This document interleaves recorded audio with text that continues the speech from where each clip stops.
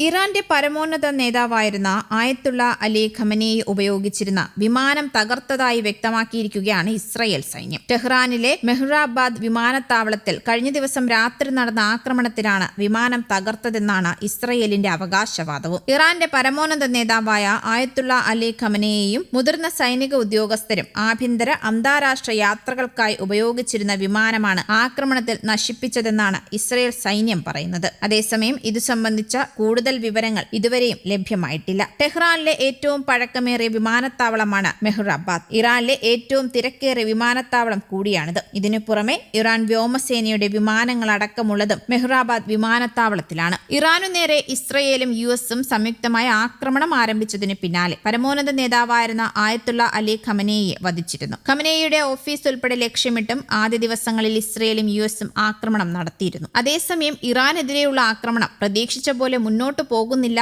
എന്നാണ് Israeli security ഉദ്യോഗസ്ഥൻ പറഞ്ഞത്. ഇസ്രയേൽ ഔദ്യോഗിക ചാനലായ KAN ആണ് പേര് വെളിപ്പെടുത്താത്ത സുരക്ഷാ ഉദ്യോഗസ്ഥൻ ഇക്കാര്യം പറഞ്ഞതായി റിപ്പോർട്ട് ചെയ്തത്. ആക്രമണങ്ങളുടെ തുടക്കം പ്രതീക്ഷിച്ചതിനേക്കാൾ മികച്ചതായിരുന്നു. എന്നാൽ യുദ്ധം തുടക്കത്തിൽ വിഭാവനം ചെയ്ത വേഗതയിൽ പിന്നീട് പുരോഗമിച്ചില്ല എന്നാണ് സുരക്ഷാ ഉദ്യോഗസ്ഥന്റെ വാക്കുകൾ. യുദ്ധത്തിന്റെ ലക്ഷ്യങ്ങളെക്കുറിച്ച് സേന പുനർചിന്ത നടത്തണമെന്നും ഉദ്യോഗസ്ഥൻ കൂട്ടിച്ചേർത്തതായി റിപ്പോർട്ടിൽ പറയുന്നുണ്ട്. ഇറാനെതിരായ ആക്രമണം ആരംഭിച്ചതിനു ശേഷം ഇറാനിൽ ജനങ്ങൾ ഭരണകൂടത്തിനെതിരെ തെരുവിലിറങ്ങുമെന്നായിരുന്നു ഇസ്രയേലിന്റെ പ്രതീക്ഷകൾ. എന്നാൽ അത്തരത്തിലൊരു പ്രതിഷേധം ഇറാനിൽ നടന്നില്ല എന്നും ഇസ്രയേൽ ഉദ്യോഗസ്ഥൻ പറഞ്ഞു. യുദ്ധത്തിന്റെ ഗതിയെ തന്നെ സ്വാധീനിക്കാവുന്ന കൂടുതൽ നടപടികൾക്ക് അമേരിക്കയും ഇസ്രയേലും പദ്ധതിയിടുന്നതായും ഇസ്രയേൽ മാധ്യമം റിപ്പോർട്ട് ചെയ്യുന്നു. ഫെബ്രുവരി 28 ആരംഭിച്ച യുദ്ധത്തിന്റെ ആദ്യ 2 ആഴ്ചയ്ക്കുള്ളിൽ ഇറാനിലെ ഏകദേശം 100 വ്യോമ പ്രതിരോധ സംവിധാനങ്ങളും 120 റഡാർ ഡിറ്റൻഷൻ സംവിധാനങ്ങളും തകർത്തതായി ഇസ്രയേൽ സൈന്യം അവകാശപ്പെട്ടു. അതേസമയം ഈ കാലയളവിൽ ഇറാൻ ഏകദേശം 360 മിസൈലുകൾ ഇസ്രയേലിന് നേരെ തൊടുത്തുവിട്ടതായും റിപ്പോർട്ടുകൾ പറയുന്നുണ്ട്. അതേസമയം ഇറാനെതിരെയുള്ള യുദ്ധം വലിയ ചെലവേറിയതാണെന്നും സാമ്പത്തിക ബാധ്യതകൾ പരിഹരിക്കുന്നതിന് പ്രത്യേക യുദ്ധകാല ബജറ്റ് പ്രഖ്യാപിക്കണമെന്നും ഇസ്രയേൽ പ്രധാനമന്ത്രി ബെഞ്ചമിൻ നെതന്യാഹു പറഞ്ഞിരുന്നു. യുഎസും ഇസ്രയേലും തുടക്കം കുറിച്ച യുദ്ധം ശമനമില്ലാതെ തുടരുമ്പോൾ മിസൈലുകളുടെ ഒരു പരമ്പര തന്നെ ഇറാൻ ഞായറാഴ്ച പ്രയോഗിച്ചതായും റിപ്പോർട്ടുണ്ടായിരുന്നു.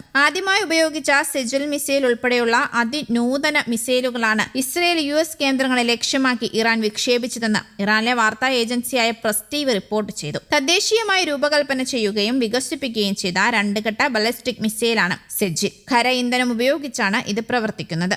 സെജിൽ, അഷോറ എന്നീ പേരുകളിലാണ് ഈ ബലിസ്റ്റിക് മിസൈൽ അറിയപ്പെടുന്നത്. റിപ്പോർട്ടുകൾ പ്രകാരം യുദ്ധത്തിൽ ഇതിനോടകം 2000-ലധികം ആളുകൾ കൊല്ലപ്പെട്ടിട്ടുണ്ട്. അതിൽ ഭൂരിഭാഗവും ഇറാനിലാണ്. അതേസമയം ഫെബ്രുവരി 28 യുഎസും ഇസ്രയേലും നടത്തിയ മിന്നലാക്രമണത്തിൽ പിന്നീട് ഇറാന്റെ പരമോന്നത നേതാവായി തിരഞ്ഞെടുക്കപ്പെട്ട മുജ്തബ ഖമനേയി രക്ഷപ്പെട്ടത് സെക്കൻഡുകളുടെ ഇടവേളയിലാണെന്ന് റിപ്പോർട്ടുകൾ. ഖമനേയിയുടെ താമസ സമുച്ചയത്തിൽ നിന്ന് മുജ്തബ പുറത്തിറങ്ങിയതിന് തൊട്ടു പിന്നാലെയാണ് മിസൈൽ ആക്രമണം നടന്നതെന്നും ഏതാനും സെക്കൻഡുകൾക്കാണ് അദ്ദേഹം രക്ഷപ്പെട്ടതെന്നും ദ ടെലിഗ്രാഫ് ആണ് റിപ്പോർട്ട് ചെയ്തത്. മുൻ പരമോന്നത നേതാവും മുജ്തബയുടെ പിതാവുമായ ആയത്തുള്ള അലി ഖമനേയി, നിരവധി ഉന്നത ഉദ്യോഗസ്ഥർ, ബന്ധുക്കൾ എന്നിവർ ആ ആക്രമണത്തിൽ കൊല്ലപ്പെട്ടതായും റിപ്പോർട്ടിൽ പറയുന്നുണ്ട്. ഇറാനിയൻ ഉദ്യോഗസ്ഥർക്കിടയിൽ നടന്ന ഒരു യോഗത്തിന്റെ ഓഡിയോ രേഖ ഉദ്ധരിച്ചാണ് ഈ റിപ്പോർട്ട് പുറത്തുവന്നത്. ഈ ഓഡിയോ രേഖ അവിചാരിതമായി ചോർന്നതാണെന്നാണ് വിവരം. മിസൈലുകൾ വളപ്പിൽ പതിക്കുന്നതിന് നിമിഷങ്ങൾക്ക് മുൻപ് അദ്ദേഹം തോട്ടത്തിലേക്ക് ഇറങ്ങിയതായും റിപ്പോർട്ടിൽ പറയുന്നുണ്ട്. News desk, Kerala Kaumudi.